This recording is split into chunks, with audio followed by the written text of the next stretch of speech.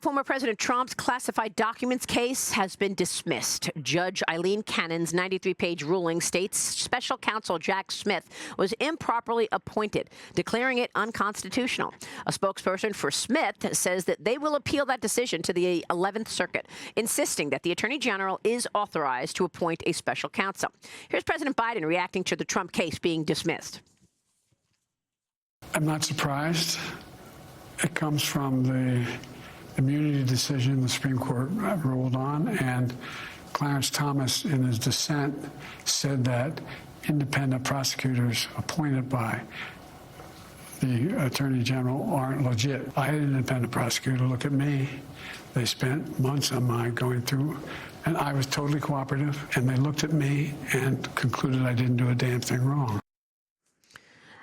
Actually, Robert Hur concluded that he was an elderly man with a bad memory. Joining me now is Ohio Congressman Jim Jordan. He is the chairman of the House Judiciary Committee. And, Mr. Chairman, thank you so much for being here this morning. Your reaction? Well, and also it wasn't Clarence Thomas, Justice Thomas dissent. It was a concurring opinion where this comes. But the decision is real basic. The Constitution matters, and if you're not appointed and confirmed by the Senate and consistent with the law, then that's what Judge Cannon said. Then this special counsel is not appropriate. I think that's exactly right.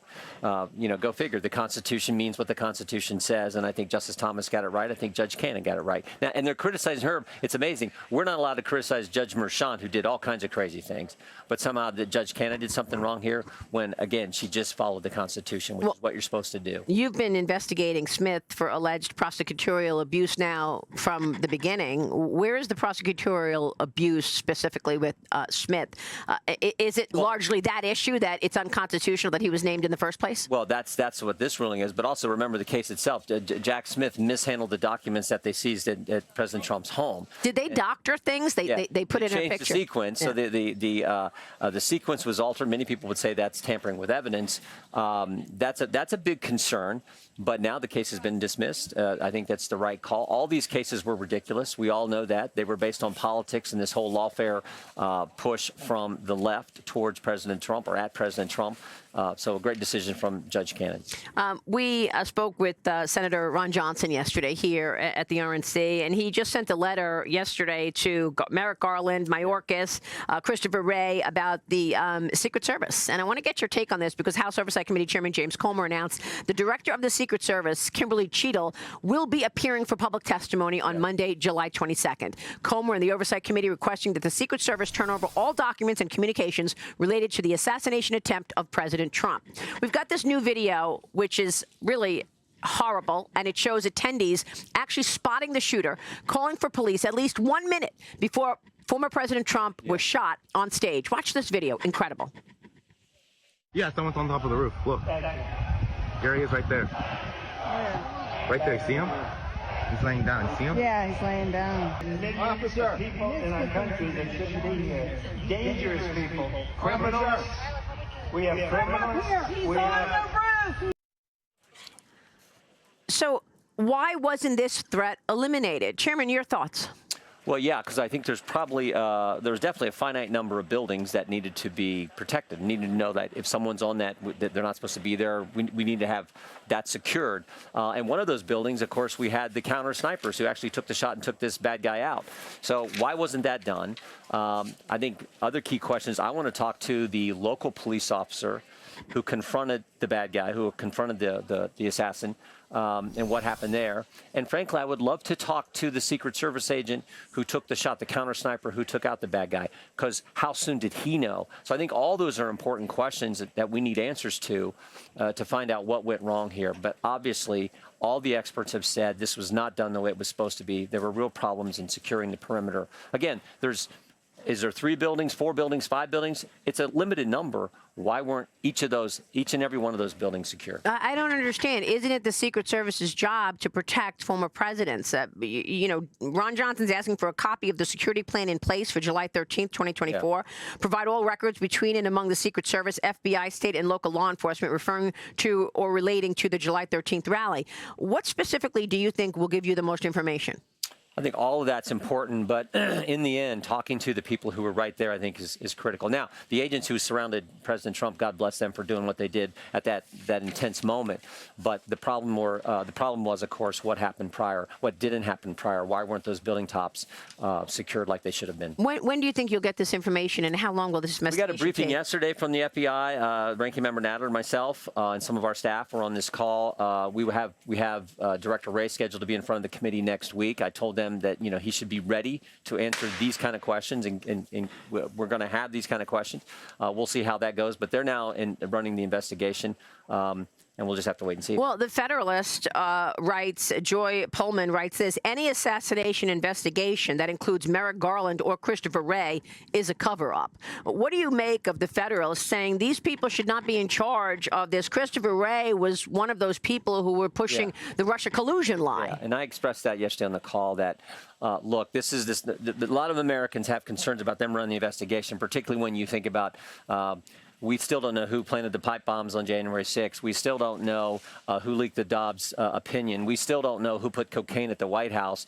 This is the FBI who raided President Trump's home, and now they're going to run this investigation. A lot of Americans have the concerns expressed in the piece in the Federalist. So, and they sat on the Hunter Biden laptop, didn't they? I totally understand. So I think, and I said that to the FBI that the American people have these concerns. So what can you do to assure us that this investigation is going to be done the right way, and we're going to get the answers to the questions we just talked about?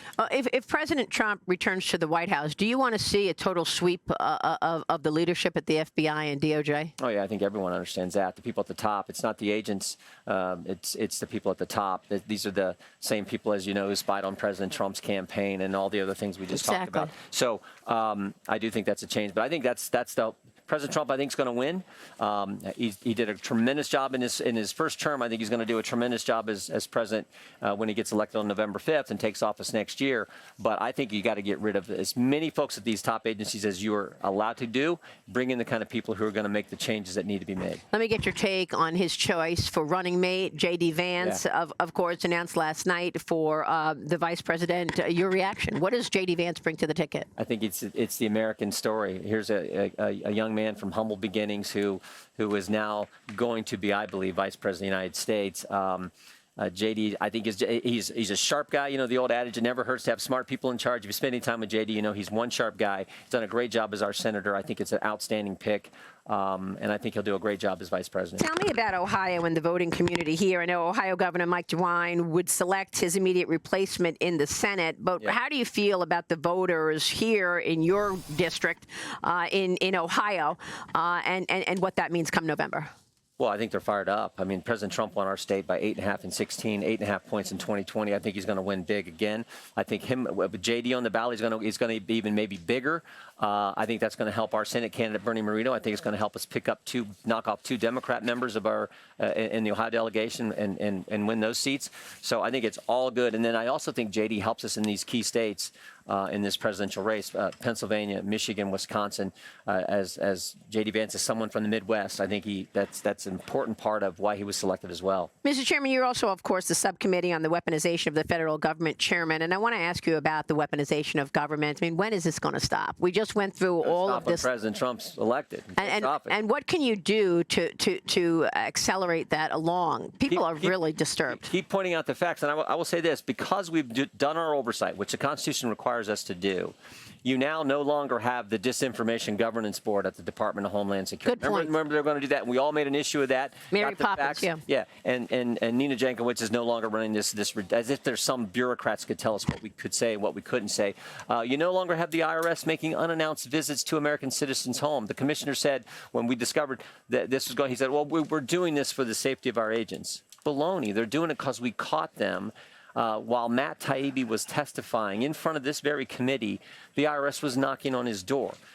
So we've had, I think, success in just by showing the American people what's going on, exposing the truth. We'll continue to do that. We'll continue to push for a number of areas where we think the government has been turned on the very people, we the people that they're supposed to serve. What do you think is going to be the most important policy change that President Trump brings to the White House and America? Is it the border or is it something else? Yeah, I think the big three are the border, extend the tax cuts so we can get this economy moving. Don't let the tax cuts, expire, which is the Democrats want. They want to raise taxes, and then make sure you deal with the regulatory burden that's been placed on. So border policy, tax policy, and then the energy policy, which is so critical to a growing economy. I think President Trump and J.D. Vance are going to change those right away with the help of course, when we take back the Senate and we keep the House.